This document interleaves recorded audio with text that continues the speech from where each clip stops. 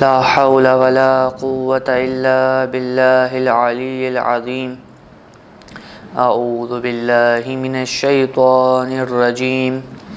بسم الله الرحمن الرحيم. الحمد لله رب العالمين. الصلاة والسلام على أشرف الأنبياء والمرسلين محمد وآله الطيبين الطاهرين واللعنة الدائمة على أعدائهم أجمعين من الآن إلى قيام يوم الدين. أما بعد، فقد قال الله تبارك وتعالى في الكتاب المجيد والفرقان الحميد. بسم الله الرحمن الرحيم. إنا أعطيناك الكوثر فصل لربك وانحر إن شانئك هو الأبتر. صدق الله العلي العظيم. اللهم صل على محمد وآل محمد. تمام مومن و مومنات کو گلدستہ امامت کے چوتھے پھول امام علی زین العابدین علیہ السلام کی ولادت بہت بہت مبارک ہو، اور خصوصاً ہم تمام مومن و مومنات کی جانب سے، تمام محبان اہل بیت علیہم السلام کی جانب سے وقت کے امام زمانہ عجل اللہ تعالی فرجہ الشریف کے حضور ان کے جد امجد اعلیٰ کی ولادت کی مبارکباد پیش کرتے ہیں۔ امام زین العابدین علیہ السلام کی ولادت باسعادت 38 ہجری 15 ربیع الثانی کو بروز جمعرات مدینہ منورہ کے اندر ہوئی۔ آپ کی ولادت کے بارے میں بعض دوسرے اقوال بھی موجود ہیں، جن میں 5 شعبان اور 9 شعبان بھی ذکر کیا گیا ہے۔ آپ علیہ السلام کی ولادت کے وقت آپ کے والد حضرت امام حسین علیہ السلام موجود تھے، اور امام حسن علیہ السلام اور امیر المومنین علیہ السلام کی ذات موجود تھی۔ آپ کی والدہ، جن کا نام شاہ زنان یا یہ کہ شہربانو ذکر کیا گیا ہے، اور آپ کی والدہ بادشاہ ایران کی بیٹی تھی۔ آپ نے اپنے زمانہ بچپن کو امیر المومنین علیہ السلام کے زیر سایہ گزارا۔ اس کے بعد آپ نے اپنا بچپن کا زمانہ امام حسن علیہ السلام اور پھر امام حسین علیہ السلام کے زیر سایہ گزارا۔ آپ نے زمانے کے اتار چڑھاؤ کو اور مسلمانوں کی اہل بیت علیہم السلام سے بے وفائی کو دیکھا۔ آپ نے امام علی علیہ السلام کے اس زمانے جنگ کو دیکھا کہ جب امام علی علیہ السلام خلافت پہ آنے کے بعد جنگ اور جدال کا زمانہ چل رہا تھا۔ اس کے بعد لوگوں کی امام حسن علیہ السلام کے ساتھ بے وفائی کو دیکھا،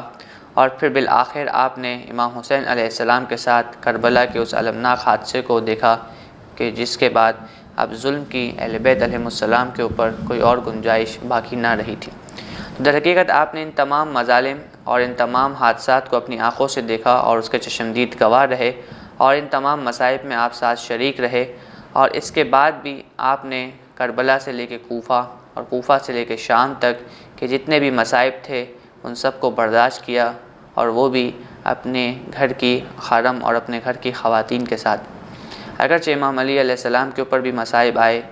امام حسن پر بھی مصائب آئے، امام حسین پر بھی مصائب آئے، لیکن وہ مصائب جو امام زین العابدین علیہ السلام کے اوپر آئے، ایسے مصائب کسی امام کے پاس نہ آئے۔ اسی لیے جب کسی نے پوچھا امام سے کہ آپ کب تک گریہ کریں گے، شہادت تو آپ کی میراث ہے، تو امام نے یہی کہا کہ شہادت تو ہماری میراث ہے، لیکن کیا ہماری ماں و بہنوں کو شام اور بازار کے اندر اس طریقے سے گھمانا ہماری میراث ہے؟ تو در حقیقت امام زین العابدین علیہ السلام کے اوپر وہ مصائب گزرے جو کسی اور امام کے اوپر بھی نہ گزرے۔ اگر ہم امام زین العابدین علیہ السلام کی سیرت کا مطالعہ کریں تو آپ کی سیرت تمام فضائل و کمالات کا سرچشمہ تھی۔ آپ بھی اپنے آباء و اجداد کی طرح ہر کمال کو اپنے اندر اکمل درجے کے اوپر رکھتے تھے۔ آپ کی سیرت میں سے اگر ہم اخلاق کا تذکرہ کریں تو آپ کا اخلاق بھی اپنے آباء و اجداد کی طرح بہت اعلیٰ تھا۔ جس طریقے سے امام حسن علیہ السلام کے اخلاق کے واقعات آپ کو ملتے ہیں، امام حسین کے اخلاق کے واقعات ملتے ہیں، امام علی علیہ السلام کے اخلاق کے واقعات ملتے ہیں، بالکل اسی طریقے سے امام زین العابدین علیہ السلام کے بھی بے شمار واقعات اخلاق کے حساب سے موجود ہیں۔ خاص طور پہ کہ وہ امام کہ جس نے اتنے المناک کربلا کے حادثے کو دیکھا ہو، اتنے مصائب کو برداشت کیا ہو، اتنی سختیوں کو برداشت کیا ہو، اس کے باوجود اگر اس کے اخلاق کو دیکھا جائے تو ایسا لگتا ہے کہ اس کے اوپر کوئی پریشانی اور مصائب نہ آئے۔ چند روایات ہم آپ کے سامنے امام زین العابدین علیہ السلام کے اخلاق کے حوالے سے پیش کریں گے کہ جس سے آپ یہ دیکھیں گے کہ کیا امام علیہ السلام کے اخلاق کا اعلیٰ درجہ تھا، اور بحیثیت ایک غلام امام زین العابدین، ایک نوکر امام زین العابدین، ہمیں بھی ان اخلاق کو اپنانا چاہیے اپنی زندگی کے اندر۔ سب سے پہلی روایت جو ہم آپ کے سامنے ذکر کرتے ہیں وہ یہ ہے، مفضل سے ایک روایت ہے کہ مفضل نے کہا کہ جب امام زین العابدین علیہ السلام، عمر بن ثابت سے یہ روایت ہے کہ عمر بن ثابت یہ کہتے ہیں کہ جب امام زین العابدین علیہ السلام کی وفات ہو گئی اور ان کو غسل دیا جا رہا تھا تو ان کو غسل دینے والے میں سے ایک شخص نے یہ کہا کہ آپ کی کمر مبارک کے اوپر، جو آپ کی کمر ہے اس کے اوپر ایک سیاہ نشان موجود ہے، تو یہ سیاہ نشان کس چیز کا ہے؟ تو کہا گیا کہ یہ سیاہ نشان اس چیز کا ہے کہ امام زین العابدین علیہ السلام رات کی تاریکیوں میں روٹیوں کو جمع کر کر ایک بوری بنا کر اپنے کمر پر رکھ کر لے جاتے تھے اور شہر کے فقراء اور مساکین کے درمیان ان روٹیوں کو بانٹ دیا کرتے تھے۔ ان روٹیوں کا جو وزن تھا، جو بوریوں کا وزن تھا، اس کی وجہ سے امام زین العابدین علیہ السلام کی کمر مبارک پر سیاہ نشان پڑ گیا۔ عجیب امام کی ذات ہے۔ ایک دو نشان کہا جاتا ہے کہ امام زین العابدین کے جسم مبارک پر تھے کہ جب امام کو غسل اور کفن دیا جا رہا تھا۔ ایک نشان تو آپ نے دیکھ لیا کہ یہ کمر مبارک پر نشان تھا کہ جو فقراء اور مساکین کے درمیان روٹی بانٹنے کی وجہ سے پڑا ہوا تھا، اور دوسرا نشان امام کے گلوئے مبارک کے اوپر تھا کہ جو اس خاردار توق کا تھا، کہ جس کا خاردار توق میں جو اس کے خار تھے، جو اس کے کانٹے تھے، وہ امام کی رگ و پے کے اندر چبھ جاتے تھے، اور جب کیونکہ خاردار توق لوہے کا ہوتا تھا تو جب اس کے اوپر سورج کی روشنی پڑتی تھی تو وہ اس گرم اور اس شدت کی وجہ سے اور زیادہ تکلیف کا باعث بنتا تھا۔ تو یہ امام زین العابدین علیہ السلام کا اخلاق تھا کہ اتنے مصائب کے بعد بھی امام زین العابدین علیہ السلام کی طبیعت، مزاج اور اخلاق کے اندر کسی بھی قسم کی کمی نہیں دیکھی گئی۔ دوسری روایت امام زین العابدین علیہ السلام کی ہے کہ، اور یہ روایت جو ہے وہ زرارہ سے ہے کہ امام زین العابدین علیہ السلام نے ایک اونٹنی پر سوار ہو کر 20 مرتبہ حج کیا، لیکن آپ نے کبھی بھی اس اونٹنی کو ایک کوڑا بھی، ایک چھڑی بھی نہ ماری۔ جب بھی پچھلے زمانوں میں جانوروں پہ سواری کی جاتی تھی تو جب جانور نہیں چلتے تھے ان کو چلانے کے لیے چھڑی کو مارا جاتا تھا، اور یہ ایک عام سی بات سمجھی جاتی تھی، لیکن امام زین العابدین علیہ السلام نے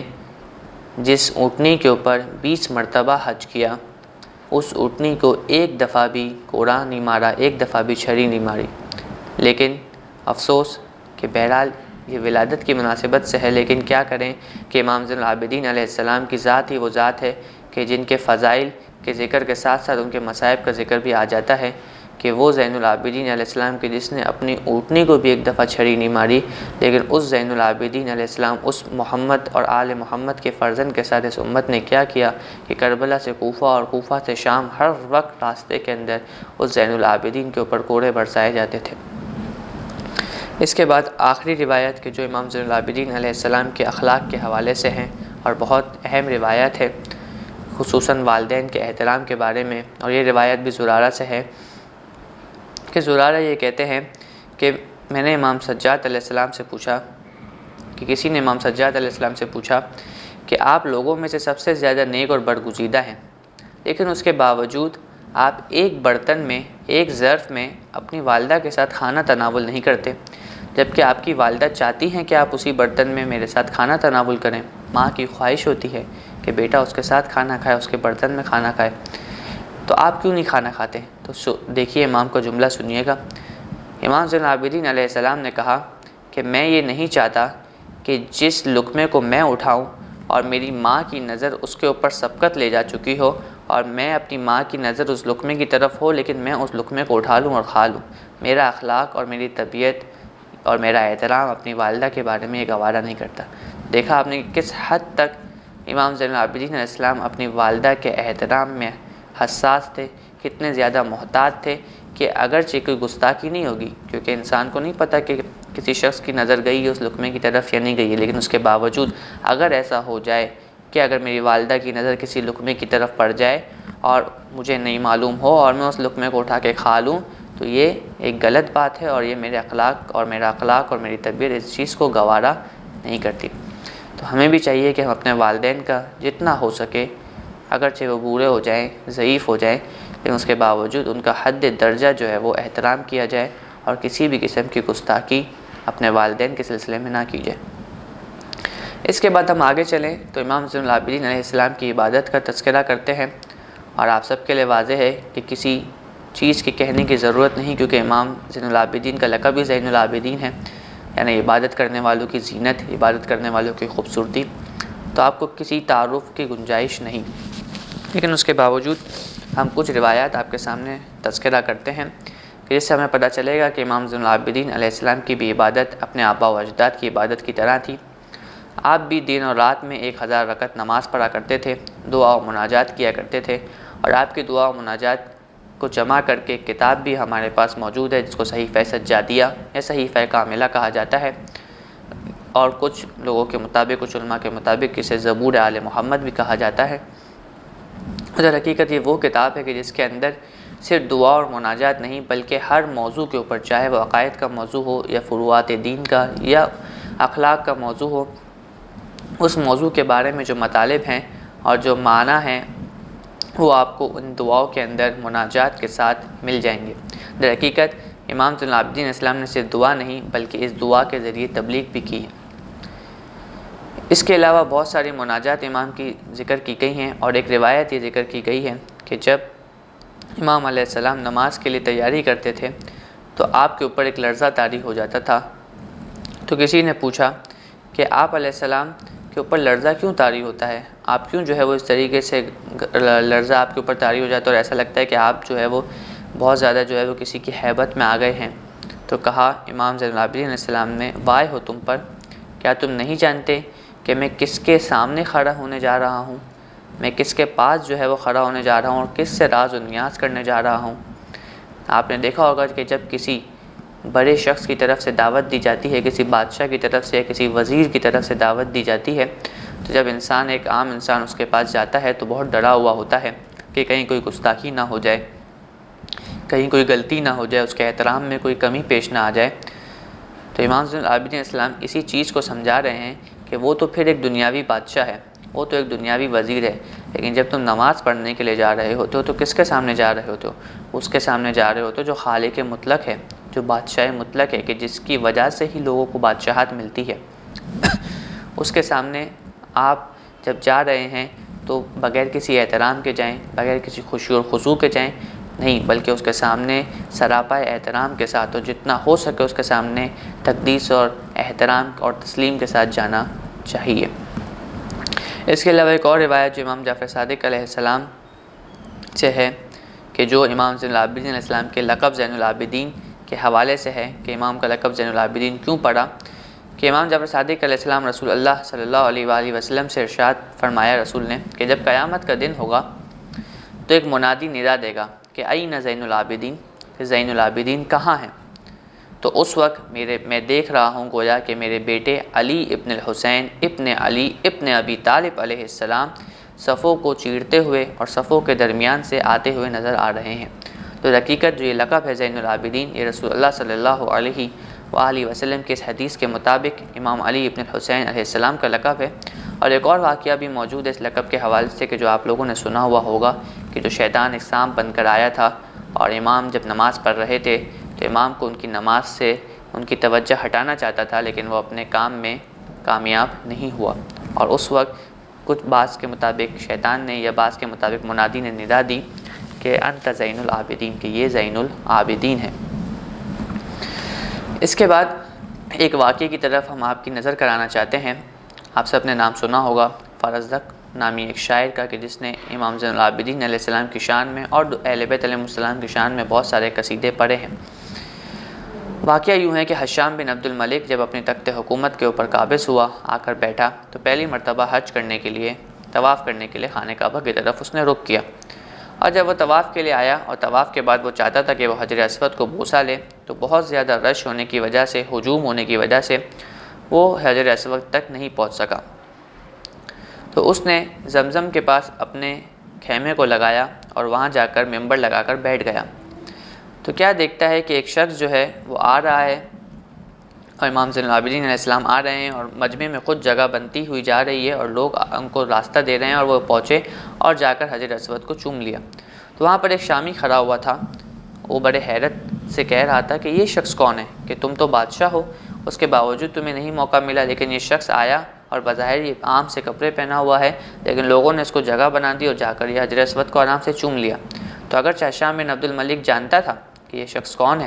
لیکن اس کے باوجود اس نے کہا کہ نہیں، میں نہیں جانتا کہ یہ شخص کون ہے، کیونکہ وہ نہیں چاہتا تھا کہ اس شامی کو اور لوگوں کو امام کے فضائل کا پتہ چلے۔ تو ادھر ہی فرزدق کھڑا ہوا تھا اور فرزدق نے کہا کہ کیا میں تمہیں بتاؤں کہ یہ شخص کون ہے کہ جس کو تم نہیں جانتے؟ شامی نے کہا کہ ہاں بتائیں۔ تو اس کے بعد فرزدق نے ایک پورا قصیدہ پڑھا۔ اس قصیدے کے اندر امام زین العابدین علیہ السلام کے فضائل و مناقب کو بادشاہ کے سامنے جو ہے وہ بیان کیا، اگرچہ اس کو معلوم تھا کہ اگر میں نے یہ فضائل گنوائے تو بادشاہ مجھ سے ناراض ہو جائے گا اور قتل بھی کر دے گا، لیکن اس کے باوجود فرزدق نے اہل بیت علیہ السلام کی محبت میں اتنا سرشار تھا کہ اس نے اس وقت فی البدیہی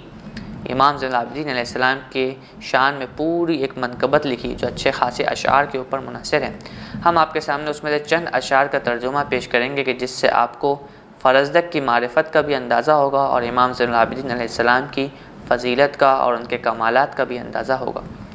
فرزدق نے اپنے اشعار کو پڑھنا شروع کیا۔ چند اشعار کا ترجمہ آپ کے سامنے پیش کرتے ہیں، آپ اس کو ملاحظہ کیجئے گا۔ فرزدق کہہ رہے ہیں کہ یہ وہ شخصیت ہے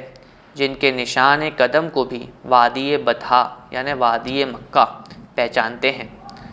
انہیں خانہ کعبہ، حرم اور حرم سے باہر کے سارا علاقہ پہچانتا ہے۔ یہ تمام بندگان خدا میں سے بہتر اور افضل ہیں، یہ تمام بندگان خدا میں سے بہتر اور افضل ہستی کے فرزند ہیں، متقی اور پرہیزگار، پاک و پاکیزہ ہیں اور علم ہدایت ہیں۔ یہ علی ہیں اور ان کے بابا رسول خدا صلی اللہ علیہ وآلہ وسلم ہیں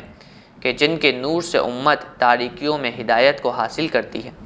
اگر یہ حجر اسود کا بوسہ نہ لیتے تو حجر اسود والا کونا خود ان کے پاس آتا اور ان کی ہتھیلی کے پاس آ کر ان کو چومتا۔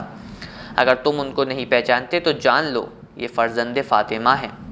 ان کے جد امجد پر تمام انبیاء کی نبوت کا اختتام ہوتا ہے۔ یہ فرزدق کے کچھ اشعار کا ترجمہ تھا کہ جس میں آپ نے دیکھا کہ فرزدق نے کیا شان بیان کی ہے امام زین العابدین کی اور کیا معرفت رکھتا تھا یہ شاعر امام کی اس فضیلت اور امام کے کمالات کا۔ آخر میں ہم امام زین العابدین علیہ السلام کی شہادت کا ذکر کرتے ہیں کہ امام زین العابدین علیہ السلام کے طرز عمل کی وجہ سے لوگ امام حسین علیہ السلام اور اہل بیت علیہ السلام کی مظلومیت سے ان کو آگاہی مل رہی تھی اور وہ اہل بیت کے قریب آتے جا رہے تھے، اور نسل در نسل جو اہل بیت علیہ السلام کے حقوق کو غصب کیا جا رہا تھا، اب لوگوں کو پتہ چل رہا تھا اور یہ احساس ہو رہا تھا کہ یہ ان سے بہت بڑی غلطی ہوئی ہے، اس لیے وہ اہل بیت کے اور زیادہ قریب آتے جا رہے تھے۔ تو بادشاہان وقت نے اور بنی امیہ نے اس وقت یہ محسوس کیا کہ اگر یہ سلسلہ اسی طریقے سے چلتا رہا تو اہل بیت علیہ السلام بہت مضبوط ہو جائیں گے اور پھر ہماری حکومت کو خطرہ لاحق ہو جائے گا۔ جس طریقے سے ان کے آباء و اجداد کا جو طریقہ تھا کہ جب بھی وہ یہ دیکھتے کہ اہل بیت علیہ السلام ہماری راہ میں کوئی رکاوٹ بن سکتے ہیں تو وہ ان کو شہید کر دیا کرتے تھے، بالکل اسی طریقے سے اس وقت کے بادشاہ نے بھی، بعض نے ولید بن عبد الملک کا ذکر کیا ہے اور بعض نے ہشام بن عبد الملک کا ذکر کیا ہے کہ ان لوگوں نے چاہا کہ امام علیہ السلام کو شہید کر دیا جائے، تو ایک کھانے میں زہر ملا کر امام زین العابدین علیہ السلام کے سامنے پیش کیا کہ جس کھانے کی وجہ سے امام زین العابدین علیہ السلام کی شہادت واقع ہوئی۔ جب امام زین العابدین علیہ السلام کو ان کی شہادت کا یقین ہو گیا تو آپ نے اپنے بیٹے امام محمد باقر علیہ السلام کے پاس آئے اور چند وصیتیں اپنے بیٹے سے ارشاد فرمائیں۔ یہ وصیتیں بھی ہم آپ کے سامنے پیش کرتے ہیں۔ اور پھر فرمایا، اے میرے فرزند، آگاہ ہو جاؤ